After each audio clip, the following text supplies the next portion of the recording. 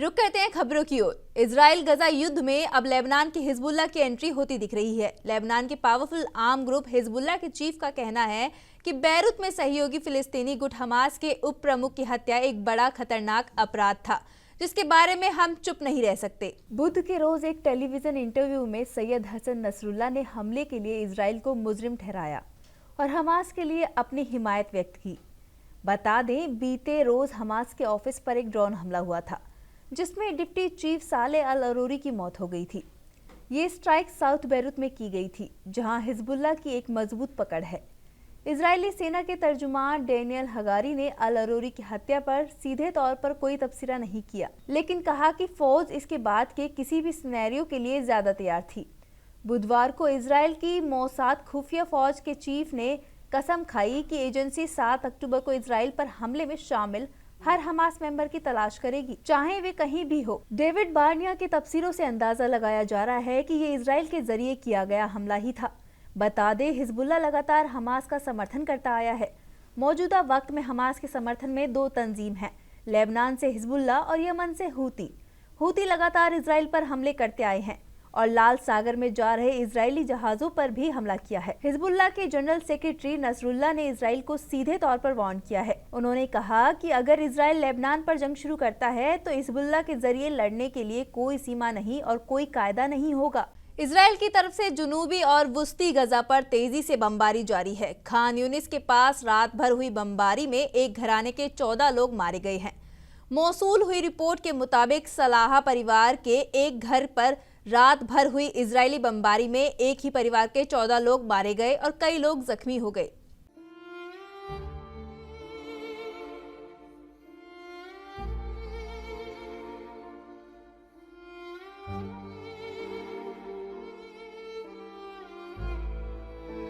बता दें कि इजराइल की जंगी फिजाई ने वुस्ती गजा में वाक़े अल मगाजी कैंप पर बमबारी की है, जिसमें एक मकान जहां बेघर अफराद को पनाह दी गई थी, इस इमारत में शामिल थे। इमदादी कारकुन मलबे से जिंदा बच जाने वालों की तलाश कर रहे हैं। अक्टूबर में इजराइल की मुहिम शुरू होने के बाद से अब तक गजा में 22,000 से ज्यादा फिलिस्तीनी मारे जा चुके हैं।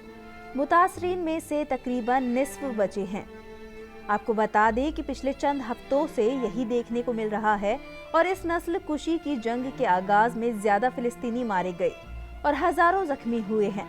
IDF ने रिहायशी मकानात और इंफ्रास्ट्रक्चर को मुकम्मल तौर पर तबाह कर दिया है।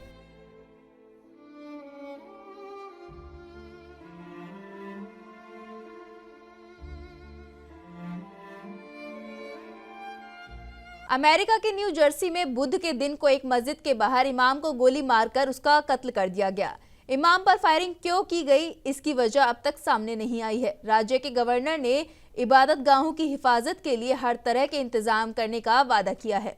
पीड़ित की पहचान हसन शरीफ के रूप में हुई है। गवर्नर फिल मर्फी ने बताया कि हुक्काम को इस बारे में कोई जानकारी नहीं है कि उन्हें किसने और क्यों गोली मारी है। Newark public safety director Fritz Frage ने बताया, शरीफ को मोहम्मद नेवार्क मस्जिद के बाहर बुध की सुबह 6 बजे गोली मारी गई थी। उन्हें तुरंत पास के यूनिवर्सिटी अस्पताल ले जाया गया। हुक्काम ने बताया कि जब उन्हें अस्पताल पहुंचाया गया तो उनकी हालत काफ़ी तशवीशनाक थी। इस वारदात के घंटों बाद तक पुलिस ने किसी भी मुलजिम को गिरफ्तार नहीं किया था। हुक्काम ने कहा कि ये साफ नहीं है कि हिंसा किस वजह से हुई और क्या इमाम को ही निशाना बनाया गया था। इस मामले में अमेरिका का सबसे बड़ा मुस्लिम नागरिक अधिकार और वकालत संगठन council on American Islamic relations in new Jersey घटना के बारे में जानकारी जुटा रहा है। संगठन स्थानीय लोगों को पुलिस के पास जाने के लिए प्रोत्साहित कर रहा है। दिल्ली के सीएम अरविंद केजरीवाल ने एक बार फिर ईडी के बुलावे का ठीकरा बीजेपी पर फोड़ा है। उन्होंने कहा कि बीजेपी मुझे गिरफ्तार करवाना चाहती है। और क्या कुछ कहा सीएम अरविंद केजरीवाल ने, आइए आपको सुनवाते हैं। आज बीजेपी भ्रष्टाचारियों को नहीं पकड़ रही, बल्कि खुलेआम ईडी और सीबीआई का इस्तेमाल करके दूसरी पार्टियों के नेताओं को तोड़ के बीजेपी में शामिल करवाने का काम किया जा रहा है। एक नहीं, दो नहीं, कितने उदाहरण हैं जहां किसी पार्टी के नेता के खिलाफ ईडी सीबीआई के मामले चल रहे थे या उन पे गंभीर आरोप लगे हुए थे। जैसे ही वो नेता बीजेपी में शामिल हुए, उनके सारे पुराने मामले बंद कर दिए गए या ठंडे बस्ते में डाल दिए गए। तो जो इनकी पार्टी ज्वाइन कर लेता है, उसके सारे मामले रफा दफा कर दिए जाते हैं। सीएए पर एक बार फिर सियासत होने लगी है। हाल ही में मरकजी वजीर दाखिला अमित शाह ने पश्चिम बंगाल में एक रैली में कहा कि सीएए जरूर आएगा। इसके बाद राज्य की वजीर आला ममता बनर्जी ने अमित शाह के इस बयान पर रद्द अमल का इजहार किया। अब सीएए पर एआईएमआईएम के सदर असदुद्दीन ओवैसी का बयान सामने आया है। ओवैसी ने सीएए को असंवैधानिक कहा है। उनके मुताबिक ये कानून मजहब पर मबनी है।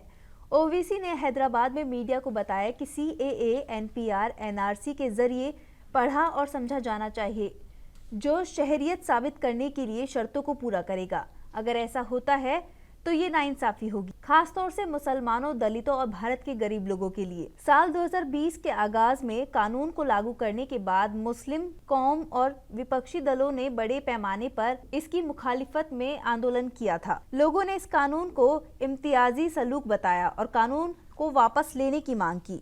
पिछले महीने वजीर दाखिला अमित शाह ने कहा कि कोई भी सीएए को लागू होने से नहीं रोक सकता है, क्योंकि ये जमीन का कानून है।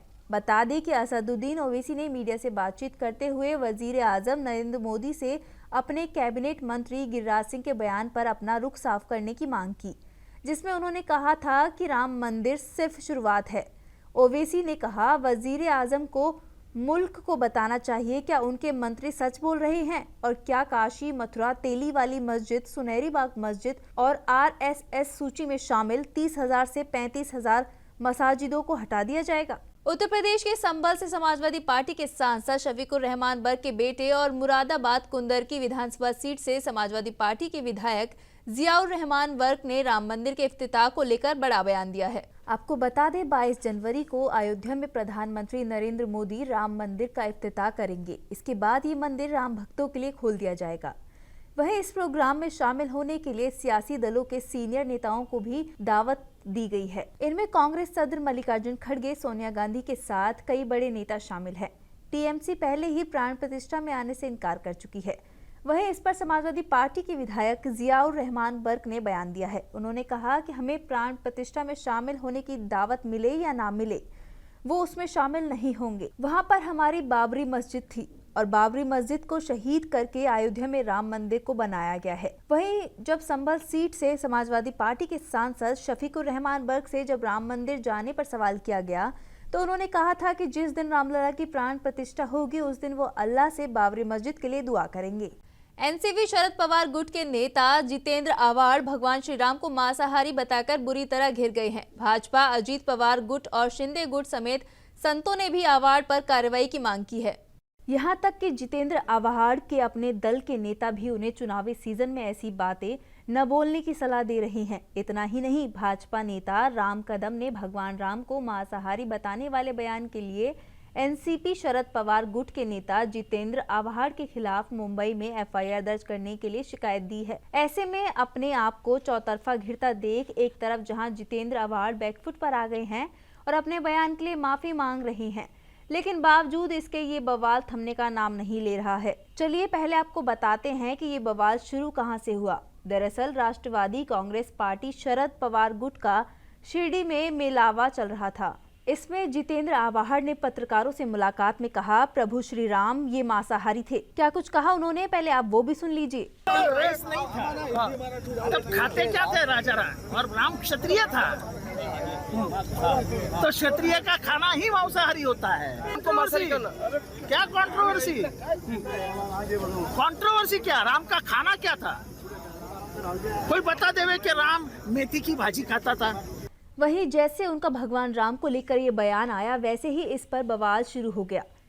अपोजिशन दलों ने न सिर्फ उन्हें बल्कि पूरी एनसीपी को निशाने पर लेना शुरू कर दिया। वहीं अब खुद को चारों तरफ से घिरा देखकर जितेंद्र ने अपने बयान के लिए माफी मांग ली है।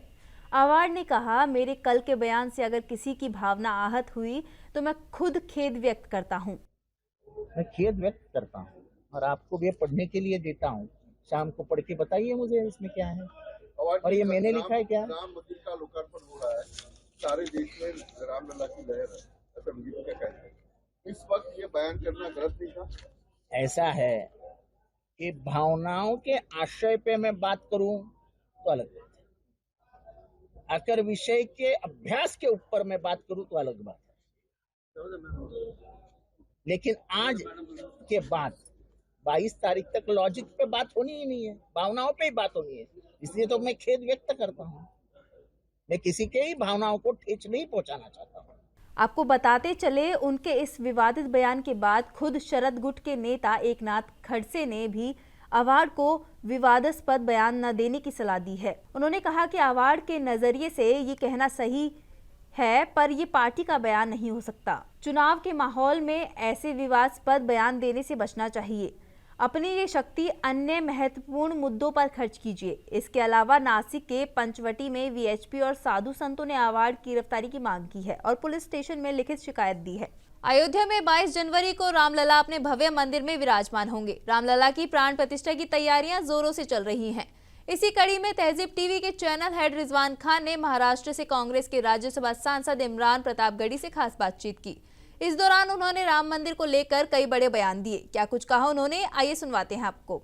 अच्छा, हम राम मंदिर की बात करते हैं। अब राम मंदिर का निर्माण होने वाला है, निर्माण चल रहा है और 22 जनवरी को उसका उद्घाटन है। तो अधीर रंजन जी या खड़गे जी या सोनिया जी को न्योता मिला है। अगर इमरान प्रतापगढ़ी को न्योता मिला तो क्या आप जाएंगे? देखिए, पहली बात तो इमरान प्रतापगढ़ी को न्योता देने की भूल क्यों करेंगे वो जी। दूसरी बात, वो कौन होते हैं न्योता देने वाले? उनको ठेकेदार किसने बनाया? किसी पॉलिटिकल पार्टी को ये हक कैसे हो गया कि वो ठेकेदार बन जाए? नहीं, किसी भी मजहब के मानने वाले हों, जिस भी खुदा को, जिस भी ईश्वर को, जिस भी मर्यादा पुरुषोत्तम को वो मानते हैं, उसका उनसे डायरेक्ट कनेक्शन होता है। किसी के बुलाने पे जाएंगे, मुझे लगता है कि वो हैं कौन बुलाने वाले? मैं नहीं मानता उन्हें। ऐसे किसी भी न्योता देने वाले ठेकेदारों को मैं नहीं मानता हूं। मैं खुदा की इबादत करता हूं, तो मेरा उससे डायरेक्ट कनेक्शन है। अच्छा, इलेक्शन से तुरंत पहले बीजेपी ये उद्घाटन करने जा रही है, तो क्या इससे उनको आने वाले लोकसभा इलेक्शन में फ़ायदा होगा? देश, मुझे लगता है कि देश जागरूक है। जो युवा पीढ़ी है उसके लिए सबसे बड़ा मुद्दा है कि पेट्रोल डीजल सस्ता होगा या नहीं होगा, सब्जी सस्ती होगी या नहीं होगी, आटा चावल सस्ता होगा या नहीं होगा, नौकरी मिलेगी या नहीं मिलेगी।